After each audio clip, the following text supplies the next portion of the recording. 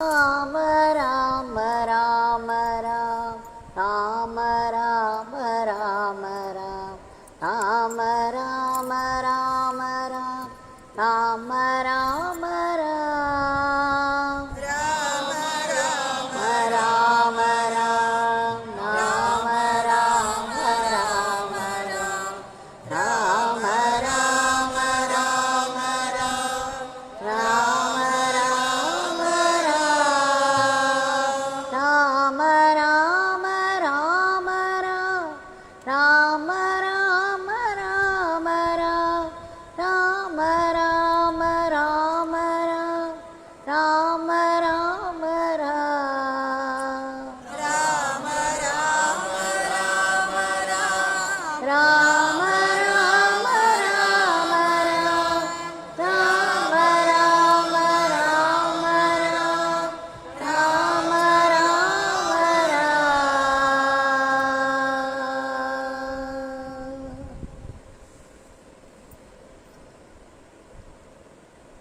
भगवान श्री योगी रामसूरतकुमार की जय। सर्वं योगी रामसूरतकुमारार्पणमस्तु।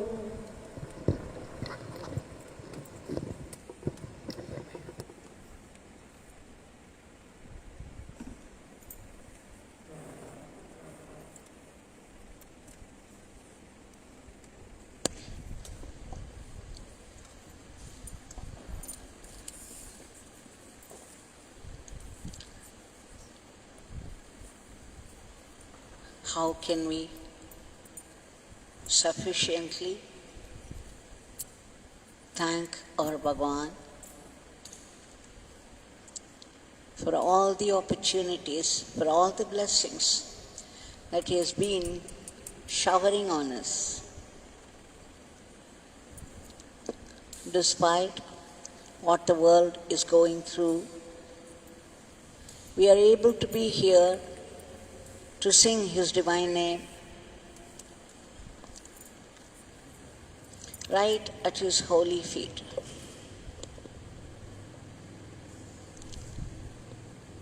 It is an enormous grace for me, and I am sure for others also.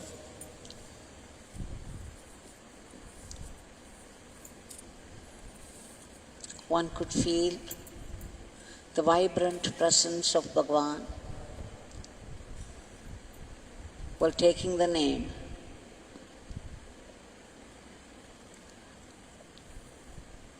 Bhagwan often used to sing a song which runs like this: Yug yug se arjit rashtra dhan hai Ram naam Ram naam. Yug yug se pujita deshi dhan hai Krishna naam Krishna naam. युग युग से सेवित जाति धन है शिव नाम शिव नाम. युग युग से आर्जित राष्ट्र धन है, पूजित राष्ट्र धन है राम कृष्ण शिव नाम. राम कृष्ण शिव नाम, राम कृष्ण शिव नाम.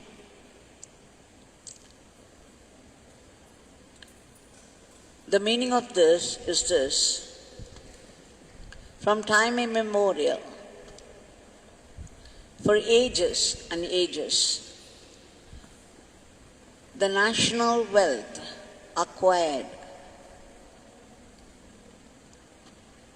our national wealth,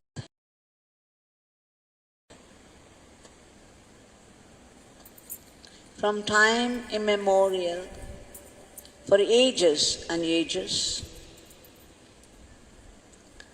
the name that the whole nation worshipped, and therefore the national wealth. The worshipped national wealth is Krishna Nam, Krishna Nam. The name of Krishna, the name of Krishna. From time immemorial, for ages and ages, the name that has done all the welfare for the community adored by the communities of this nation, and therefore its wealth is Shivanam, Shivanam. From time immemorial, for ages and ages, the acquired national precious wealth is Ram, Krishna, Shivanam. Ram, Krishna, Shivanam. This Bhagwan often used to sing, completely absorbed in it. So you see, the precious wealth of the whole nation is the names, the divine names of the deities, Rama, Krishna, Shiva.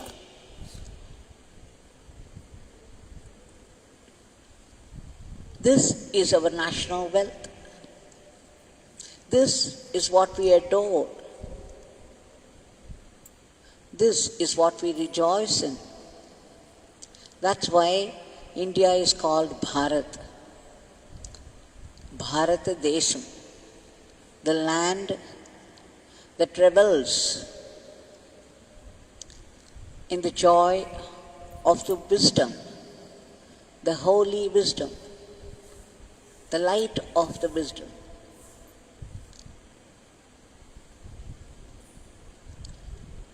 Now, Bhagwan had said, remembering God is the goal of life. God is everybody's goal of life. No matter where you are, what you are doing. You may be in Alaska, Argentina, Australia, or Japan, any corner, anywhere in the earth, and whatever walk of life that you are in, the goal of your life, mark it, is only God. Attaining this God is not in our hands, but remembering God is very much in our hands. So Bhagavan said, remembering the name is remembering God, and remembering God is living in God. It's only when you remember God, you truly live. Otherwise, you are dead. As good as dead or as bad as dead. Whichever way you look at it. We have to keep remembering God, connecting with God in some way or the other, all through our life, all through our everyday life. This is what Bhagavan kept dinning into our head.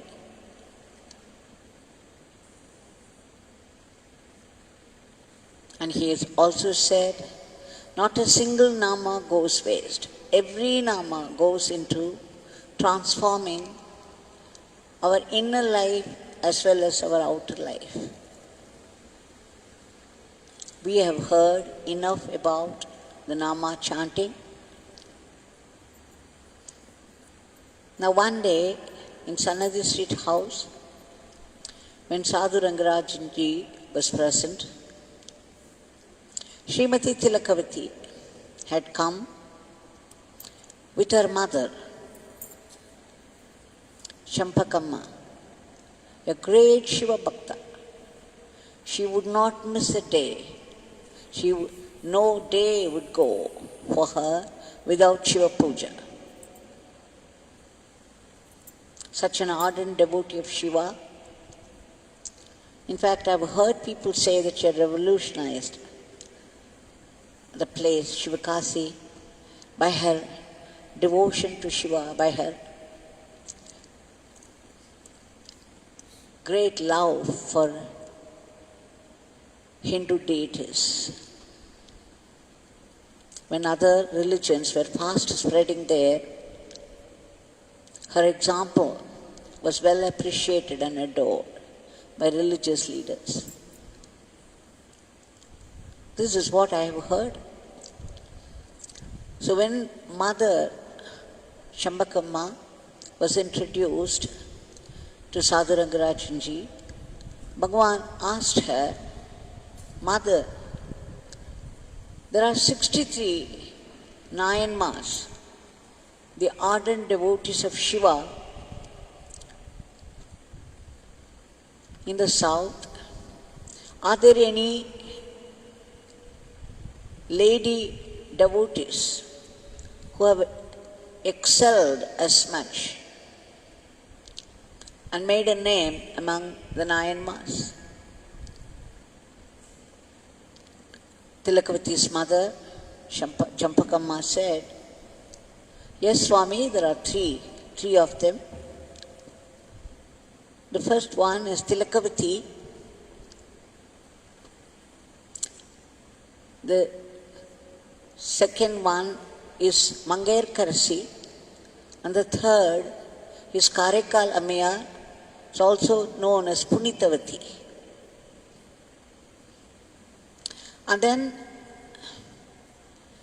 this quotation came up in discussion, which said like this: I believe Lord Shiva appeared and said to Punitavati, you have been doing puja to me every day with such love and devotion and so meticulously. It's like a mother with great love for her son, feeding her, looking after, feeding him, looking after him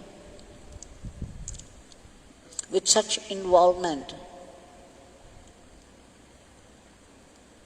such prema. It's mother looking after the son with such care, concern and love. And then Shiva said, so you are my mother. When this was uttered, Bhagwan had tears in his eyes.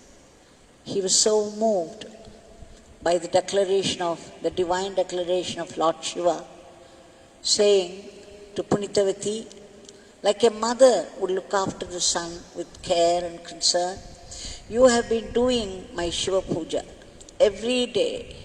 You are my mother. Bhagwan repeated it again and again. And then said to Shenbagam Amma, you are my mother.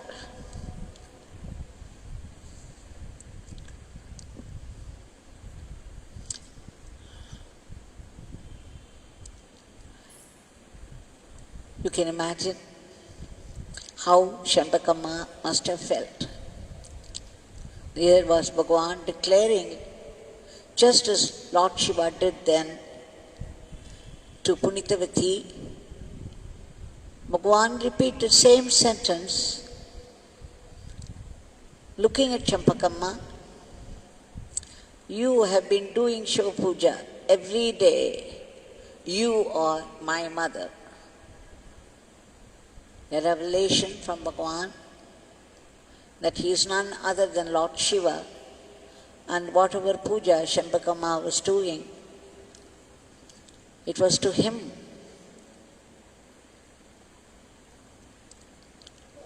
So this goes to picture the importance, the solemnity of puja. So when we do puja or attend a puja with total involvement and love, you see how God accepts it.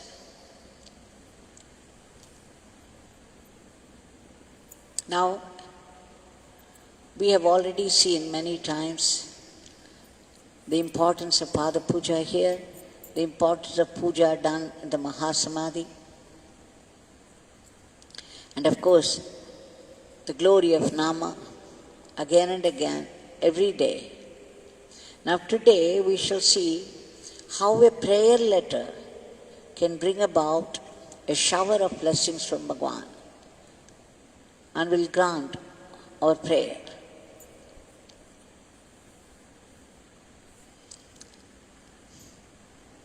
Meenakshi Natarajan, a friend of Meenakshi Mani from Thuthukudi. She heard so much about Yogi Ramsuratkumar,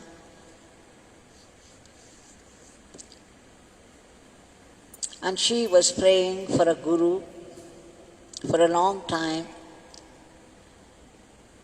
And then she wrote a letter to the ashram at the instruction of Meenakshi Mani. Meenakshi Mani is the granddaughter of Rajakumari Murugesan, that is Rajakumari Murugesan's daughter-in-law.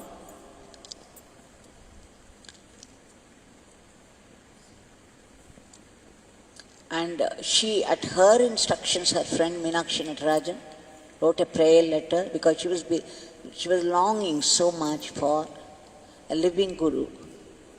And soon after she posted the letter, Shri Vittal Das Maharaj visited her place. And then it struck her that he was his guru, her guru, and she immediately accepted with such joy. And her prayer was answered. For a long time she was searching for a guru, not knowing who her guru was. And it happened immediately after her prayer letter.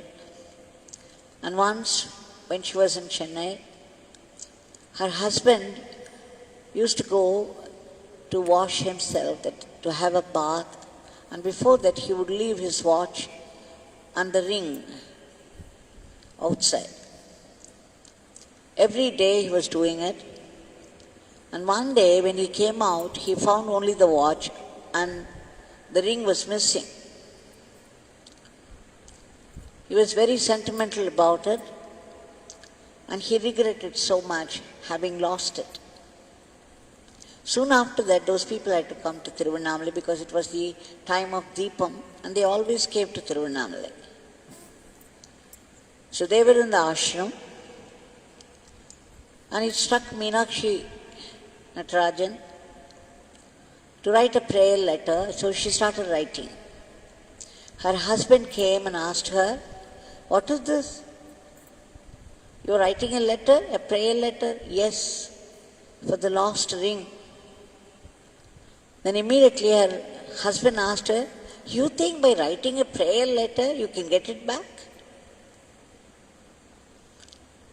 Just by writing a letter, a prayer letter, you will get the lost ring?"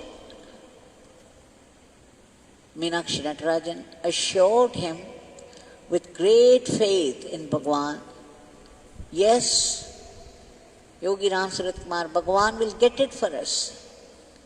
And that's why I'm writing this prayer letter. He answers, he grants our prayers."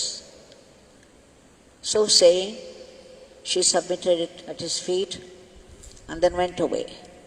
2 days after,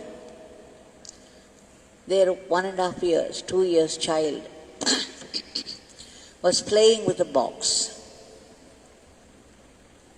They used to put visiting cards there into that box, and the child somehow had reached out and was playing on the floor, and suddenly it rolled down and something fell from that, and that was the lost diamond ring.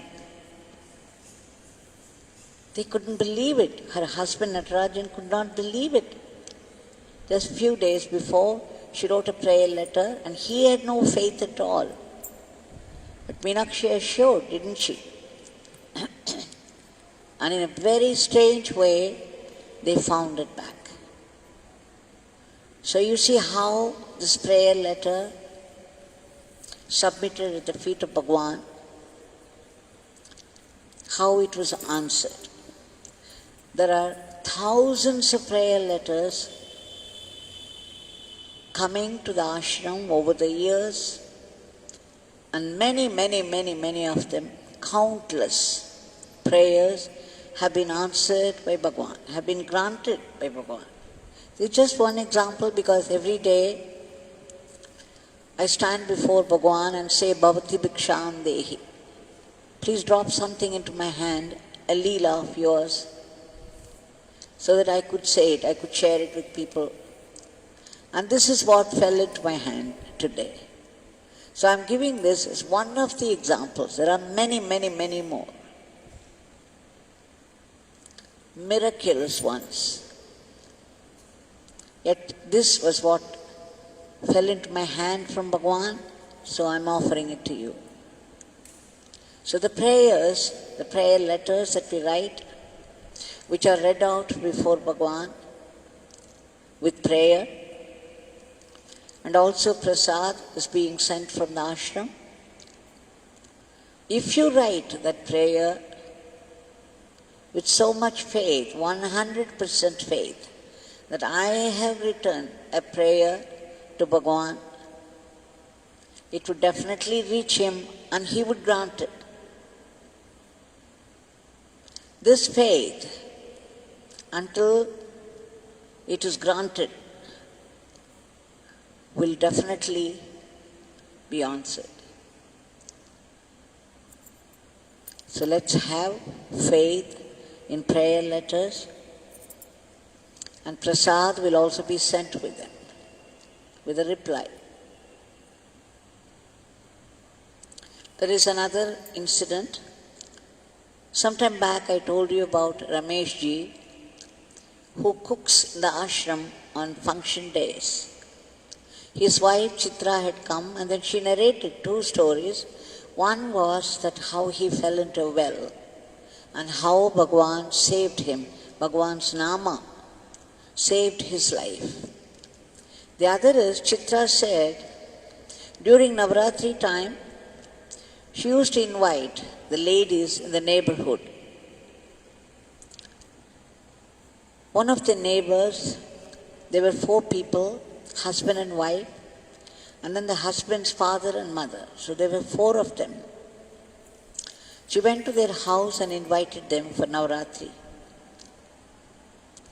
So one day, this mother-in-law came to her place in the evening, and they began to talk. Then mother-in-law informed Chitra that they have decided to arrange for a second marriage for her son. Chitra was shocked. She knew the couple. She said, why would you do that? Then mother-in-law said, you see, my daughter-in-law is very weak. It's 20-25 years since marriage, and there is no issue up till now, no child up till now.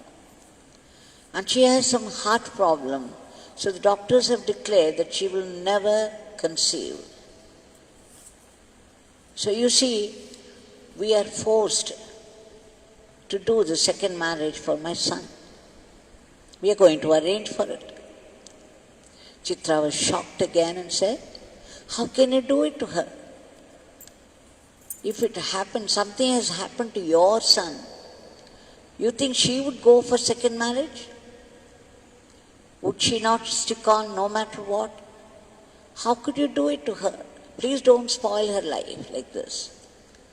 And then she advised them to adopt a child, if necessary, but not to resort to this disastrous marriage, second marriage. But then mother-in-law would not listen to her. And then Chitra started to talk about Bhagwan. She said, look, there is Yogi Ramsuratkumar Ashram there, Yogi Ramsuratkumar Bhagwan's Murti is there. You go and pray. You keep chanting, you start chanting.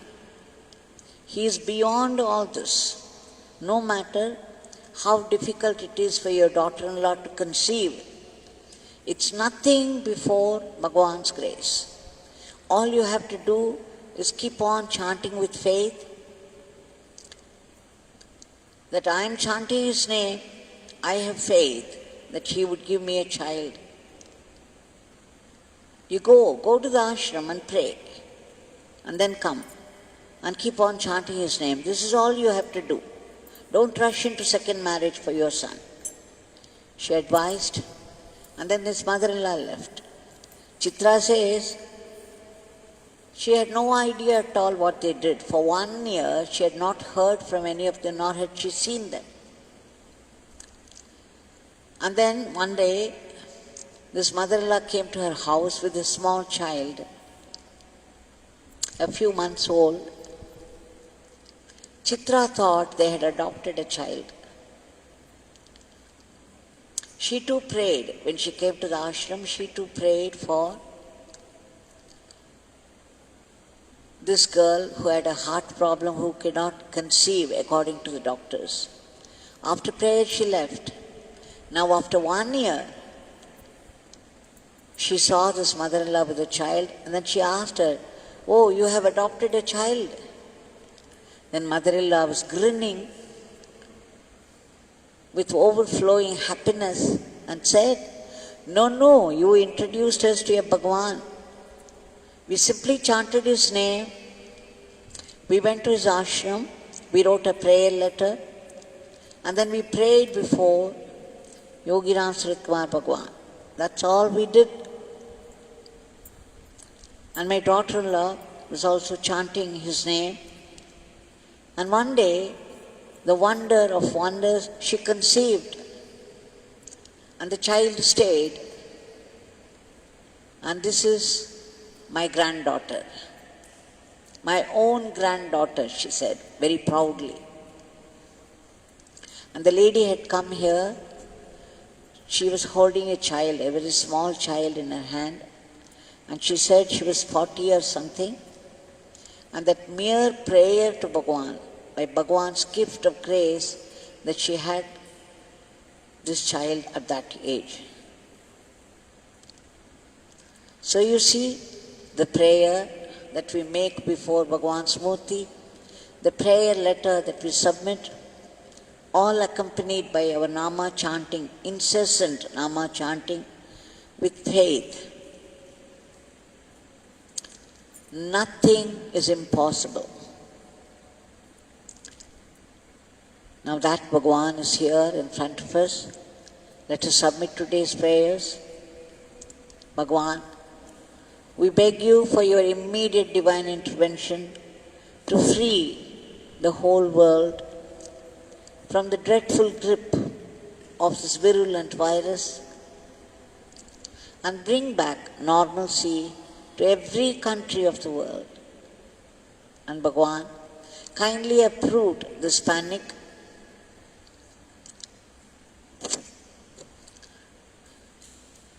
which is more dreadful than the disease itself. And please arrest the spread of the diseases, enter their medicines so that they would work and kill these viruses. And all those brave soldiers of great sacrifice who are laboring so hard against all challenges, fighting the disease for the sake of the others, please give them protection and all-round well-being. And we beg you for a boost to economy, and above all, we beg you again and again and again, 1 million times, for constant remembrance of your name, for going about our life as fitting instrument in your hands, and that with gratitude for all the blessings we have already received. And Bhagwan, we must develop such purity in the heart that we should be able to see only you and your grace in every happening of life, in everything and in everyone. That we should be able to accept whatever happens, whatever life brings to us, be it a joy or sorrow, as your gift of grace. And this acceptance must lead us to surrender and salvation. Jai Yogi Ramsuratkumar.